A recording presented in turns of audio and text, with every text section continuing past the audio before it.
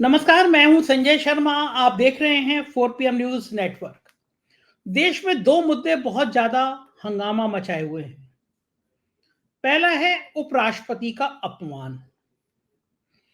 मैं समझ नहीं पा रहा कि ये इस तरह का अपमान कैसे हो गया, कितने आहत हो गए। उपराष्ट्रपति को उस समय अपमानित महसूस नहीं हुआ जब वो मोदी जी की तुलना गांधी जी से कर रहे थे। उपराष्ट्रपति ने खुद को उस समय अपमानित महसूस नहीं किया जब उन्होंने एक अच्छे भले संसद टीवी को बर्बाद कर दिया, तबाह कर दिया। उपराष्ट्रपति को उस समय अपमानित महसूस नहीं हुआ जब वो 10-10 कैमरे केवल उनके ऊपर फोकस हुआ करते थे, उनके जूतों पे, उनकी गाड़ी पर। उपराष्ट्रपति को उस समय में अपमानित महसूस नहीं हुआ जब वो राज्यपाल थे और एक के बाद एक बंगाल में जिस तरह के वो काम कर रहे थे, उससे राजभवन की गर्मा तार तार हो रही थी। उपराष्ट्रपति को उस समय लज्जित नहीं हुआ जब भारतीय जनता पार्टी के नेता उन्हें जाट नेता, किसान नेता कह रहे हैं। देश में इतने किसानों की मौत हो गई एक आंदोलन में, लेकिन राज्यपाल रहते हुए वो खामोश थे। और अगर जाति की बात की जाए तो उन्हीं की जाति के एक गवर्नर सत्यपाल मलिक खुल के किसानों के पक्ष में बोल रहे थे। आज भारतीय जनता पार्टी उनकी जाति का मुद्दा जोर शोर से उठा रही है, क्योंकि कांग्रेस और इंडिया गठबंधन ने एक ऐसी चाल चल दी है जो भाजपा को परेशान कर रही है। वो है दलित प्रधानमंत्री के रूप में खड़गे का नाम आगे बढ़ाना। अगर इंडिया गठबंधन इस नाम को और आगे बढ़ाता है, बात दूर तक लग जाती है, तो इसके क्या नतीजे होंगे और क्या वास्तव में उपराष्ट्रपति का अपमान हुआ है और क्या वाकई में ये मुद्दा इतना बड़ा होना चाहिए। मैं आज आपकी मुलाकात बहुत खास पत्रकार से करा रहा हूं, जिन्होंने दर्जनों किताबें लिखी हैं, तमाम देश के बड़े बड़े टीवी चैनलों पे आप देखते रहते हैं, बहुत योग्य हैं, बहुत सारी जानकारी रखते हैं राजनीति की। मैं ले चलता हूं सीधा प्रोफेसर अभय दुबे जी के पास। अभय दुबे जी, उपराष्ट्रपति का अपमान पता नहीं हुआ या नहीं हुआ है, मुझे तो एक वाक्य याद आता है। मैंने तो बाकी वाक्य पढ़े हैं। अमेरिका में आप राष्ट्रपति के लिए कहीं पे भी उनकी कॉमेडी कर सकते हैं, कोई बुरा नहीं मानता। आप उनके मुंह पे उनकी कॉमेडी कर सकते हैं, बुरा नहीं मानते। और मैं दूसरा वाक्य मुझे याद आता है कि अखिलेश यादव जब मुख्यमंत्री थे तो राजकमल प्रकाशन की एक किताब थी, पत्रकारों को बुलाया गया और उसका विमोचन किया गया। हमको किसी को पता नहीं था किताब किस चीज की है। वो जब किताब सामने आई तो उसमें मुख्यमंत्री के कार्टून थे और इतने तीखे तीखे कार्टून थे, शायद कोई भी नेता गुस्से में आ जाता। लेकिन अपने ऊपर बनाए हुए कार्टूनों का विमोचन खुद अखिलेश यादव ने कहा। लखनऊ का एक बड़ा जनेश्वर मिश्रा पार्क बनाया गया है, उसमें अखिलेश यादव का मन था, वो कहीं विदेश से देखकर आए थे कि फ्रीडम स्पीच एक जगह हो, माइक पे जाकर लोग जिसके बारे में जो कहना हो वो विरोध के स्वर कह सके। क्या एक छोटी सी बात, किसी की कॉमेडी करना इतनी बड़ी बात हो गई कि उपराष्ट्रपति को लगा कि मैं आहत हो गया। इससे पहले वो आहत हुए थे जब उन्होंने मोदी जी के सामने 10 बार हाथ यू यू करके हाथ जोड़े थे। कितनी बातों से आहत हो जाते हैं। और क्या वाकई में जिस तरह का गर्मापूर्ण आचरण होना चाहिए, क्या उपराष्ट्रपति जी, सभापति जी खुद उस आचरण को रख पाए हैं? आपका क्या मत है? श्री जगदीप धनखड़ से एक सवाल पूछना चाहूंगा और उनसे मैं अपेक्षा करता हूं, उम्मीद करता हूं कि वो पिछले भारतीय जनता पार्टी के जो पिछले उपराष्ट्रपति थे, स्वर्गीय भैरों सिंह शेखावत,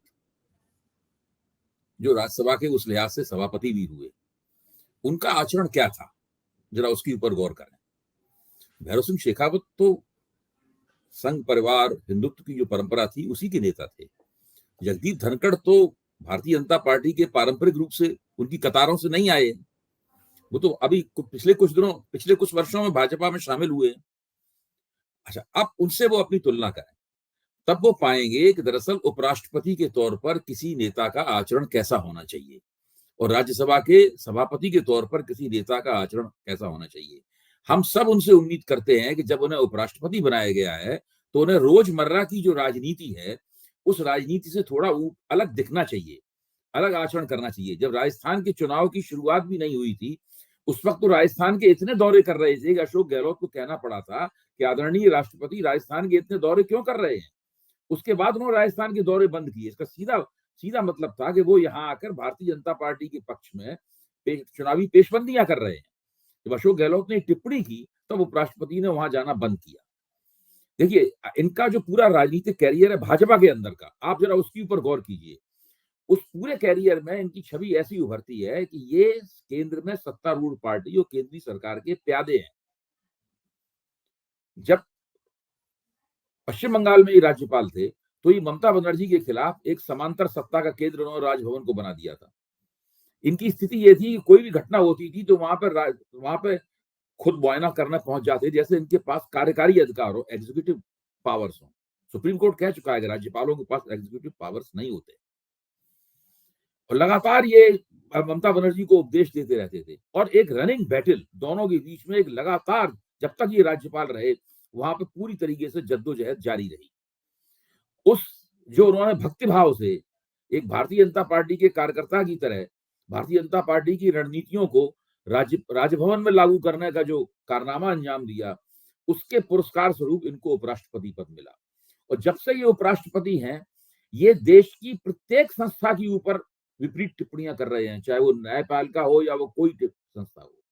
हर जगह वो कह रहे हैं कि जो चुनी हुई सरकार है वो सर्वोपरि है, जबकि लोकतंत्र में चुनी हुई सरकार सर्वोपरि नहीं होती है। लोकतंत्र शक्तियों के संतुलन के ऊपर चलता है। अच्छा, एक तरफ वो चुनी हुई सरकार को इसलिए सर्वोपरि बता रहे हैं क्योंकि वो चुनी हुई है और जजेस जो होते हैं वो नियुक्त होते हैं, वो भी सरकार द्वारा नियुक्त होते हैं। लेकिन विपक्ष भी तो चुनाव चुन के ही आया है संसद में, चाहे राज्यसभा में चुन के आया हो चाहे लोकसभा में चुन के। उसके चुनाव चुने हुए होने के कारण उसके जो अधिकार हैं उनकी वो कोई परवाह नहीं करते। सभापति के तौर पर इनको चाहिए कि विपक्षी सांसदों के हितों की सदन में रक्षा करें। वो सत्ता पक्ष के दबदबे और सत्ता पक्ष का जो आक्रामक रवैया है उसके चलते विपक्षी सांसदों के अधिकारों की रक्षा न करके सत्ता पक्ष के साथ जुड़कर उनको लगातार निलंबित करने में लगे हुए हैं। देखिए, विपक्ष ने इनके ऊपर केवल 2 बार इनको थोड़ा आड़े हाथों लिया है। एक बार तब आड़े हाथों लिया जब इन्होंने प्रधानमंत्री का वो अत्यधिक अभिवादन किया, इससे साफ लग रहा था कि प्रधानमंत्री की ये चापलूसी कर रहे हैं और ठकुर सुहाती कर रहे हैं प्रधानमंत्री की, तब किया। और अभी जब इनकी मिमिक्री की गई, जहां तक मिमिक्री का सवाल है, आपने बिल्कुल ठीक कहा। देखिए, अखिलेश यादव तो बहुत लोकतांत्रिक नेता है, उनकी कितनी कड़ी से कड़ी आलोचना की जाए वो किसी से नाराज नहीं होते। इसलिए अखिलेश यादव से आप जगदीप धनखड़ की तुलना तो कर नहीं सकते। अखिलेश यादव उम्र में उनसे जरूर कम है, राजनीति में कनिष्ठ है, लेकिन जहां तक लोकतांत्रिक स्वभाव का सवाल है, जगदीप धनखड़ से वो बहुत ज्यादा आगे है। मैं अच्छी तरीके से इस बात को समझता हूं। तो जगदीप धनखड़ साहब की स्थिति यह है कि उन्होंने उपराष्ट्रपति पद को मजाक की वस्तु बना दिया है। और सबसे पहले उन्होंने राज्यपाल पद को मजाक की वस्तु बनाया, उसके बाद उपराष्ट्रपति पद को मजाक की वस्तु बना दिया और राज्यसभा के उपसभापति के पद को भी उन्होंने मजाक की वस्तु बना दिया है। जब वो लगातार इस तरह, जहां तक मिमिक्री का सवाल है, बड़े बड़े फिल्म स्टारों की मिमिक्री होती है, दिलीप कुमार से लेके अमिताभ बच्चन की, सबकी मिमिक्री होती है। मिमिक्री उसी की होती है जो एक महत्वपूर्ण समाज में महत्वपूर्ण हो जाता है। जो महत्वपूर्ण नहीं है उसकी मिमिक्री तो होती नहीं। इनको अपनी मिमिक्री पे कितनी आपत्ति है? इसका मतलब है कहीं चोर की दाढ़ी में तिनका है। ये समझते हैं कि इनकी जो मिमिक्री की गई या जो उन्होंने प्रधानमंत्री का अतिशय अभिवादन किया, जो उन्हें नहीं करना चाहिए था, उसके बाद जो उनकी आलोचना की गई, उसके सवाल पे इन्हें साफ तौर पे लग रहा है कि विपक्ष इन्हें जनता के बीच में सरकार के प्यादे के रूप में चित्रित कर रहा है। तो इसलिए इनको आपत्ति है। अगर ये एक मजबूत, प्रभावशाली, अपने पैरों पर खड़े हुए और ईमानदारी के रास्ते पर चलने वाले व्यक्ति होते तो उन्हें इस बात की कोई भी परवाह नहीं होती। आप बताइए, भैरव सिंह शेखावत की किसी ने मिमिक्री की? भैरव सिंह शेखावत के सभी पार्टियों में सभी लोगों के साथ में बहुत अच्छे संबंध थे। यहाँ तक उन्हें भाजपा के अंदर एक ऐसा व्यक्ति माना जाता था जिसका पॉलिटिकल नेटवर्क सबसे ज्यादा मजबूत है। धनखड़ साहब को चाहिए कि कम से कम और किसी से सीखें ना सीखें, कम से कम स्वर्गीय भैरव सिंह शेखावत की किताब के, राजनीति की किताब के कुछ पन्ने पढ़ें और उससे कुछ सीखें। ठीक बात है। और जेपी नड्डा जी आज भाषण देते हुए नजर आ रहे थे कि ये पिछड़ी जाति का अपमान है, ये किसान नेता का अपमान है, ये जाट समुदाय का अपमान है। ये कहां से जुड़ गया बीच में आके? देखिए, भारतीय जनता पार्टी की अदा ये है कि वैसे तो वो ये कहेंगे कि सब 4 जातियां हैं, महिला, युवा वगैरह वगैरह हैं, और फिर जैसे ही उनको किसी राजनीतिक विवाद में वो फंसते हैं और किसी जद्दोजहद में फंसते हैं, वैसे ही उनको जात याद आ जाती है। प्रधानमंत्री को अपनी जात याद आ जाती है, उपराष्ट्रपति को याद आ जाता है कि वो तो जाट परिवार से आए हैं। और नड्डा साहब किसी ने कह सकते हैं अरे वो तो हिमाचल प्रदेश के ब्राह्मण हैं। तो ये तो इनका ये जब चाहते हैं जब चाहते हैं तो जाति का होने का फायदा उठाने लगते हैं, और जब चाहते हैं तो विपक्ष को जातिगत जनगणना के खिलाफ उपदेश देने लगते हैं। तो ये इन लोगों का एक प्रचलित हथकंडा है, जिसका वो बार बार इस्तेमाल करते हैं, कई बार इस्तेमाल कर चुके हैं। मुझे नहीं लगता कि लोग इससे कोई प्रभावित होते हैं। और जगदीप धनखड़ का व्यक्तित्व ऐसा है कि आप किसी भी साधारण व्यक्ति से पूछ लीजिए, वो आपको देख के ही बताएंगे कि इनको किस पद पे, कैसे व्यक्ति को किस पद पे बैठा दिया गया। बिल्कुल सही बात है अभय भाई जी। दो नाम मैं आपके सामने बताता हूँ।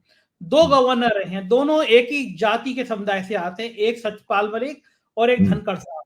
अगर आपको जी। तुलना करनी पड़े इन दोनों में, तो आप क्या इनमें दोनों में समानता देखते हैं और क्या असमानता देखते हैं?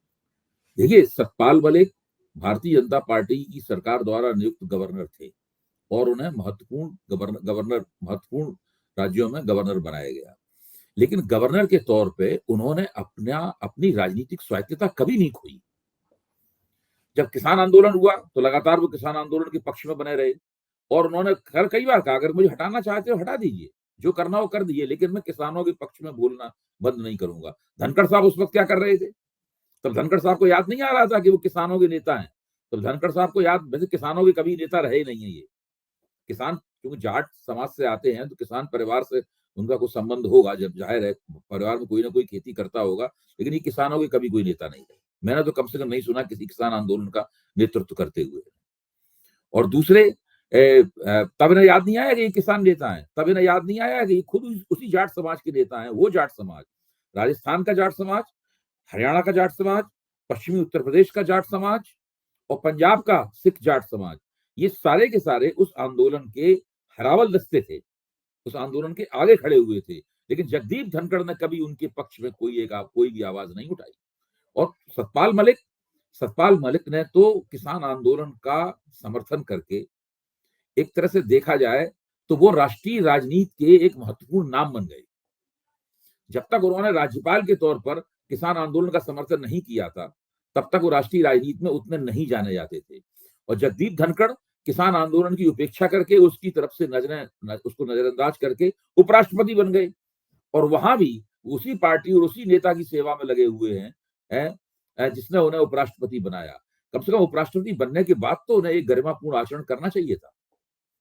बिल्कुल ठीक बात है। दूसरा विवाद इस समय चल रहा है कि जब से इंडिया गठबंधन ने खड़गे जी का नाम आगे बढ़ाया, और खड़गे जी ने आज बयान भी दिया, जब धनखड़ जी के सवाल पे पूछा गया तो उन्होंने कहा कि अगर वो जाति की बात कर रहे हैं, जाति के अपमान की बात कर रहे हैं, तो मुझे तो लगातार अपमानित किया जा रहा है।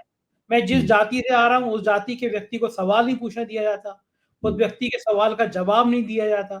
तो जो खड़गे जी ने आज ये दलित पिछड़ा बनाम दलित का जो कार्ड खेला है, और दूसरा इंडिया गठबंधन में ममता बनर्जी ने जिस तरह खड़गे जी का नाम आगे बढ़ाया है प्रधानमंत्री पद के लिए, तो अभय जी, अगर ये इंडिया गठबंधन से एक संकेत जाता है कि पहली बार देश को एक दलित प्रधानमंत्री देने को राजी हो गया है इंडिया गठबंधन, इसके राजनीति में और इसके चुनाव में क्या मतलब निकाले जा सकते हैं? देखिए, मैं समझता हूं कि अगर इंडिया गठबंधन की तरफ से मल्लिकार्जुन खड़गे का नाम प्रधानमंत्री पद के उम्मीदवार के तौर पर सामने लाया जाए, तो ये एक तरह का मास्टर स्ट्रोक होगा।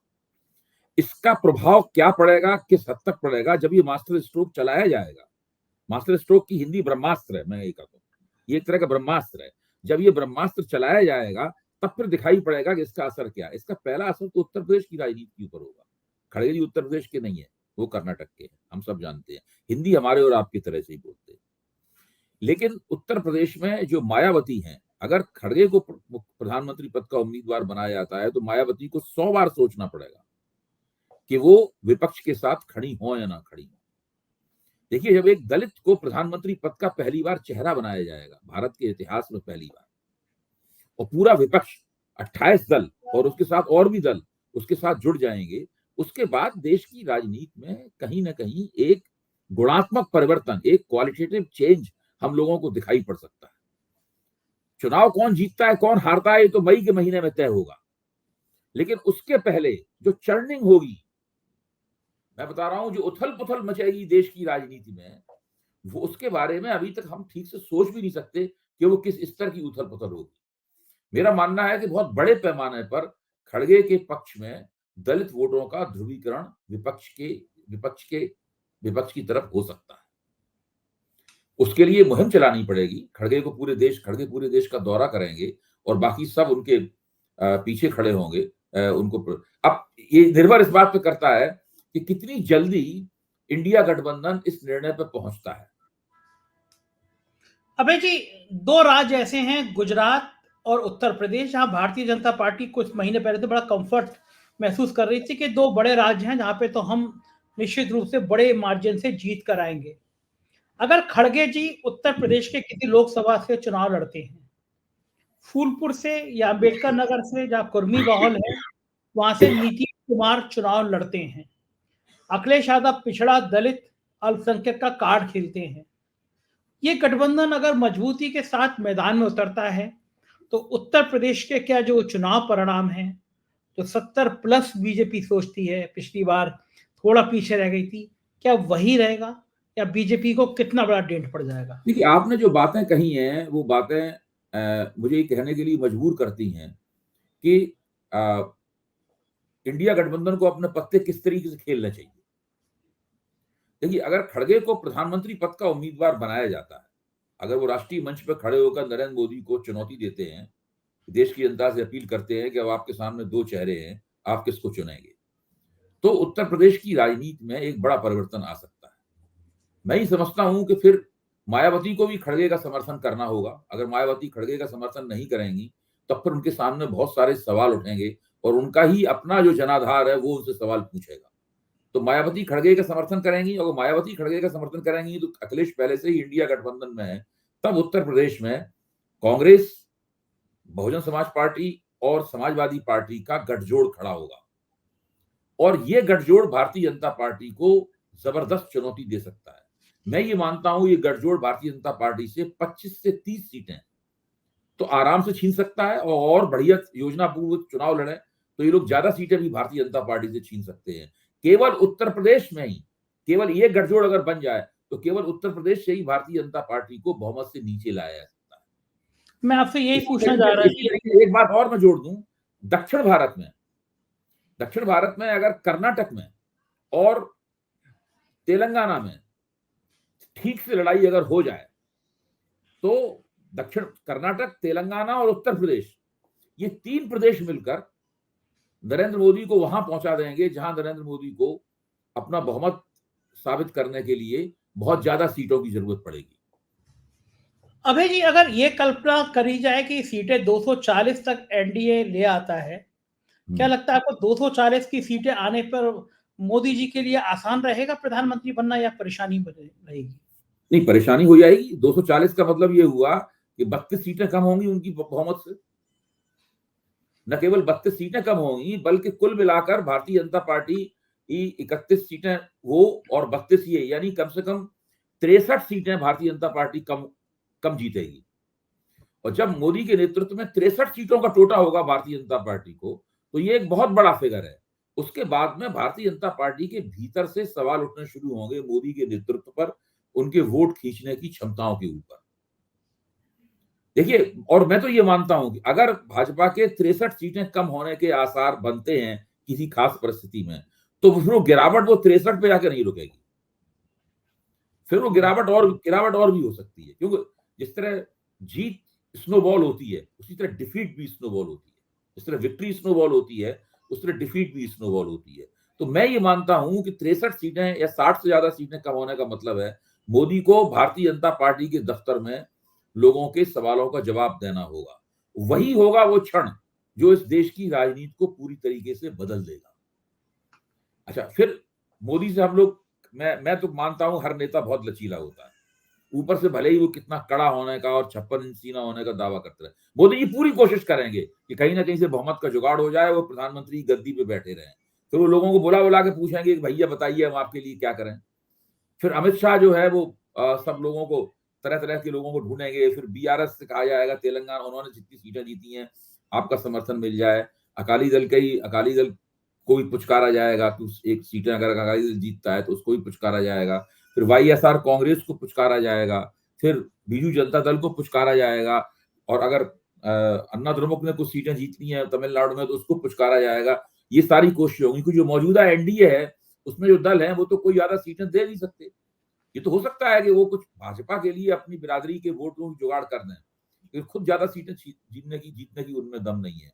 तो मेरा मानना है कि उसके बाद भारतीय जनता पार्टी एक बहुत बड़े राजनीतिक संकट में फंसेगी। मोदी जी के नेतृत्व पे एक सवालिया निशान होगा। उनके वोट खींचने की क्षमता जैसे ही कम होगी, वैसे ही भाजपा में वो तमाम नेता जिन्होंने मोदी जी के वर्चस्व के कारण अपनी महत्वाकांक्षाओं पर लगाम लगा रखी है, वो महत्वाकांक्षाएं खुलकर खेलने लगेंगे। अबे जी, एक बात और सामने आती है 3 राज्यों के चुनाव के बाद जब अमित शाह और पूरी पार्टी, जेपी नड्डा, सब लोग कह रहे थे कि ये सिर्फ और सिर्फ मोदी जी का जादू है। उस समय एक ताकतवर संगठन मंत्री ओम माथुर योगी जी के संग बड़े खिलखिलाते हुए फोटो में ट्वीट कर रहे थे कि ये सामूहिक प्रयास है। और उस फोटो ने भारतीय जनता पार्टी की अंदरूनी राजनीति को बहुत तहलका मचाया कि मोदी की जगह पहली बार ओम माथुर और योगी एक मंच पर दिखाई दिए।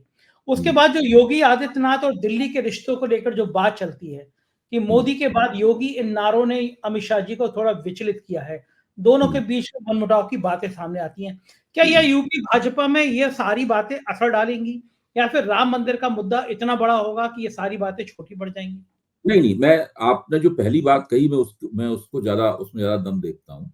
ये राम मंदिर वाले मुद्दे की मैं नहीं मानता हूँ। राम मंदिर वाला मुद्दा, देखिए, जो राजनीति जो होती है वो अंतर विरोधों को जैसे ही अंतर विरोध प्रबल होते हैं, राजनीति का ग्राफ उधर झुक जाता है हमेशा। जब अंतर विरोध प्रबल नहीं होते हैं, उसके बाद इस तरह के मुद्दे जो हैं वो एक तरह का आवरण डाल देते हैं पूरे विरोधों के ऊपर, टकराव के ऊपर, आपसी जद्दोजहद के ऊपर। मैं ये मानता हूं कि जिस दिन मोदी के की वोट खींचने की ताकत पर सवालिया निशान लगेगा, उस दिन योगी आदित्यनाथ की हैसियत भी एक दूसरे रूप में निकलकर सामने आएगी। अभी योगी आदित्यनाथ भी स्पष्ट रूप से अपनी बात नहीं कर रहे हैं, उनकी तरफ से भी कोई स्पष्ट दावेदारी नहीं है। जो कुछ है वो कयासों के दौर में है। लेकिन जब उन्हें लगेगा कि अब ये दावा करने का समय आ गया है, उस वक्त योगी आदित्यनाथ हैं, और भी कई नेता हैं जिनके अभी हम लोग नाम न लें तो बेहतर है, हम लोग बाद में उनके नाम लेंगे। तो मेरा मानना यह है कि वो सब लोग अपनी दावेदारियां करेंगे, क्योंकि गठजोड़ सरकार का नेतृत्व और नेता ज्यादा बेहतर कर सकते हैं। नरेंद्र मोदी गठजोड़ सरकार का नेतृत्व करने के लिए बहुत फिट नेता नहीं है। इनका जो तौर तरीका और रवैया है, उससे गठजोड़ सरकार में जिस तरह का लचीला और उस तरह का बंदा चाहिए, वो नहीं है। दूसरे नेता और जहां तक के दूसरे क्षेत्रीय दलों को भी लगेगा कि अगर राजनाथ सिंह की प्रधानमंत्री पद के उम्मीदवार बने भाजपा की तरफ से, तो वो ज्यादा उनके लिए माकूल हो सकते हैं। मतलब इस तरह कई लोग हो सकते हैं इस तरह से। अबे जी, ये जो इस तरह की तानाशाही वाली बातें होती हैं अभी कि 143-44 सांसदों को बाहर निकाल दो, सस्पेंड कर दो, किसी भी डेमोक्रेसी की बात को तवज्जो मत दो, मान ना दो, इसका देश के आम जनमानस पर क्या प्रभाव पड़ता होगा? क्योंकि आपने बहुत समाजशास्त्र का भी बड़ा अध्ययन किया है और समाज में जो पड़ रहे प्रभाव, उनका राजनीति का अध्ययन किया है आपने। ऐसी सारी बातों को एक आम जनमानस किस रूप में लेता होगा? देखिए, जब अति हो जाती है किसी चीज की, तब वास्तव में लोग भले ही मुंह से ना कहें कि लोगों के पास, सबके पास मंच नहीं होता कहने के लिए। आम लोगों के पास क्या मंच है, वो आपस में बातचीत करके रह जाते हैं। उसके बाद में फिर लोगों के मन में आता है कि ये बात जो है वो जम नहीं रही है, भाई ऐसा नहीं करना चाहिए था। आपको ध्यान होगा जब 2002 में गुजरात के अंदर मुसलमान विरोधी हिंसा हो रही थी और दिन रात टीवी के ऊपर छवियां आ रही थी, लोग तलवार लेकर दौड़ रहे हैं, आगे लग रही हैं, मुसलमान लोग आंखों में आंसू भर के लगे हुए। तो मैंने देखा है कि मेरे घर में एक जो बहुत भाजपा समर्थक हमारे रिश्तेदार थे, वो भी टीवी 2-3 दिन उन्होंने बैठ के टीवी देखा, मेहमान के तौर पे आए थे, तो खुद ही कहने लगे ये तो यार बहुत गलत हो रहा है। वही परिणाम हुआ 2004 में जब लोकसभा चुनाव हुआ, तो सीएसडीएस के सर्वे ने बताया कि जो भाजपा थोड़े से वोटों से पीछे रह गई, उसके अंदर गुजरात की उन घटनाओं की एक महत्वपूर्ण और निर्णायक भूमिका थी। ऐसे लोगों ने, जो कि भाजपा समर्थक तो थे लेकिन वो कट्टरपंथी नहीं थे। भाजपा समर्थक होने का मतलब नहीं है कि हर आदमी कट्टरपंथी है या मुसलमानों का खून पी जाना चाहता है, ऐसा तो ही ना। भाजपा को सभी वोट देने वाले ऐसे थोड़ी ना होते। तो उनमें से बहुत से लोग या तो चुपचाप घर पर बैठ जाते हैं या वो भाजपा के खिलाफ वोट कर देते हैं। और देश में जो जिस तरह की चुनाव प्रणाली है, उसमें थोड़े वोटों के इधर उधर हो जाना ही एक बहुत बड़ी घटना को जन्म दे देता है, जो कि 2004 में घटित हुई थी। बिल्कुल ठीक है।